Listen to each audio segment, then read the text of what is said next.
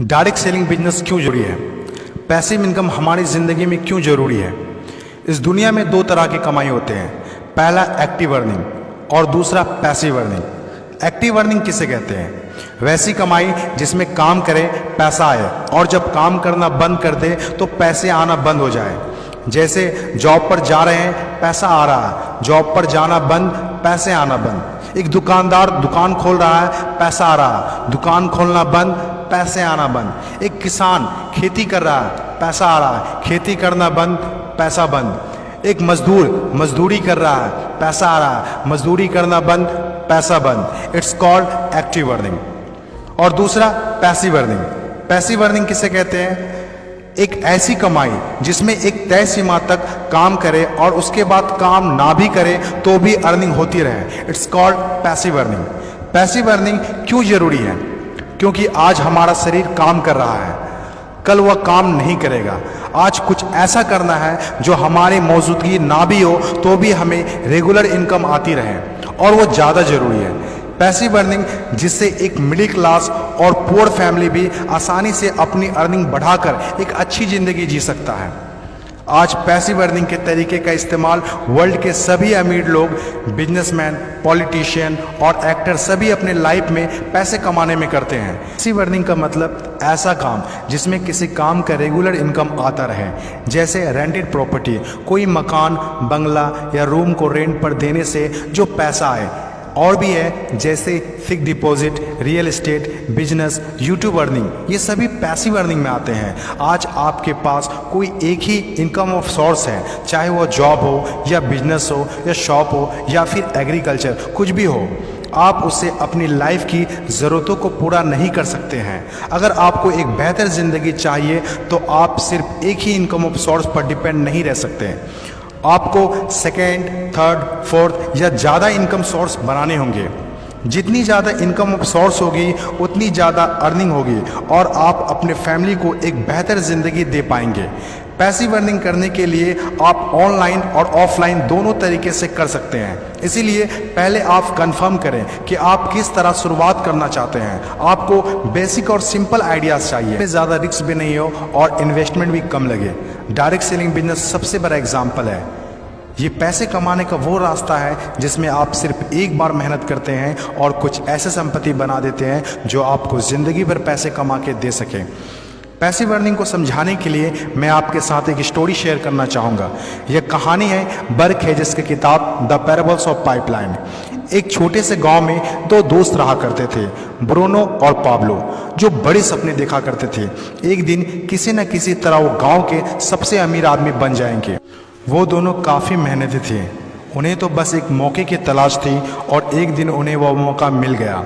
उस गांव में एक समस्या थी। गांव वाले को पानी लाने के लिए नदी में जाना होता था और आधा दिन पानी लाने में ही गुजर जाता था। वो दोनों ने गांव वालों से बात की कि वो नदी से पानी लाकर उन्हें देंगे और उसके बदले कुछ पैसे लेंगे। गांव वालों को ये बात अच्छी लगी। अगले दिन दोनों ने एक एक बाल्टी पकड़ी और नदी की तरफ चल दिए कि हर बाल्टी के लिए 10 रुपये दिए। ब्रूनो बहुत खुश हुआ, लेकिन पाब्लो को इतनी ज़्यादा खुशी नहीं थी। पाब्लो को बाल्टी ढोने की वजह से उसके पीठ में दर्द हो रहा था और हाथों में छाले पड़ गए थे। अगली सुबह फिर से उन्हें ढोने की बात सोचकर ही दहशत हो रही थी।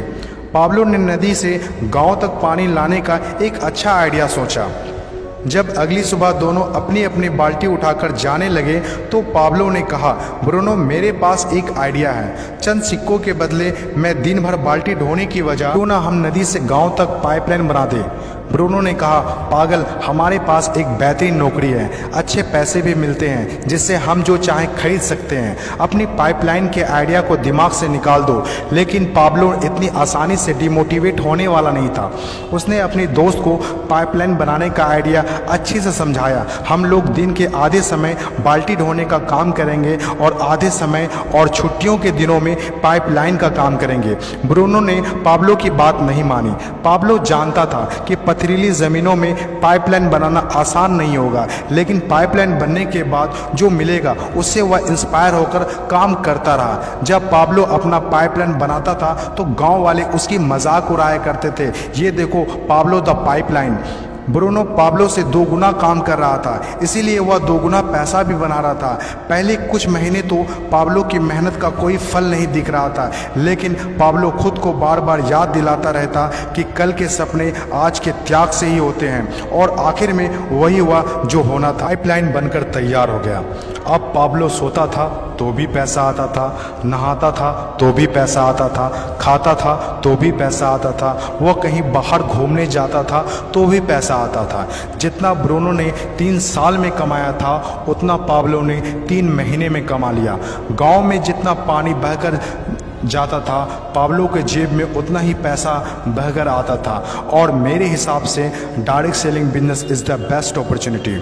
इस कहानी से हम 5 बातें सीखते हैं। पहला, विज़न का होना। विज़न सबके पास नहीं होता। विज़न जो आंखों से नहीं सोच से देखी जाती है। इस दुनिया में 5% लोग के पास ही विज़न होता है और वही इस दुनिया में कुछ बड़ा करते हैं। दूसरा, सबसे इम्पोर्टेंट, जब भी आप कुछ हटके करेंगे तो लोग आपका मजाक उड़ाएंगे, ठीक उस पाब्लो की तरह। तीसरा, लगातार काम करना। विज़न पर काम करना आसान नहीं होता है। इसमें ज़बरदस्त फोकस के साथ तब तक काम करना होगा जब तक आप उसे कंप्लीट ना कर ले। चौथा, खुद को इंस्पायर करना। अपने आप को इंस्पायर करने के लिए वो देखना होगा जो पाइपलाइन बनने के बाद आपको मिलेगा। अपने सपनों को विजुलाइज करना होगा ताकि अपने आप को मोटिवेट और इंस्पायर कर सके। पांचवा और सबसे इम्पोर्टेंट बात, प्रॉब्लम सॉल्विंग वर्क। जिस तरह पाब्लो ने गांव की पानी की समस्या को सॉल्व किया, आज हर वो इंसान सक्सेसफुल है जिन्होंने लोगों के प्रॉब्लम को सॉल्व किया है। चाहे वो डॉक्टर हो या इंजीनियर, चाहे वो साइंटिस्ट हो या कोई मोटिवेशनल स्पीकर, आज हर वो इंसान कामयाब हुआ है जिसने भी किसी भी फील्ड में लोगों के प्रॉब्लम को सॉल्व किया है। और डायरेक्ट सेलिंग बिजनेस भी ऐसा ही है।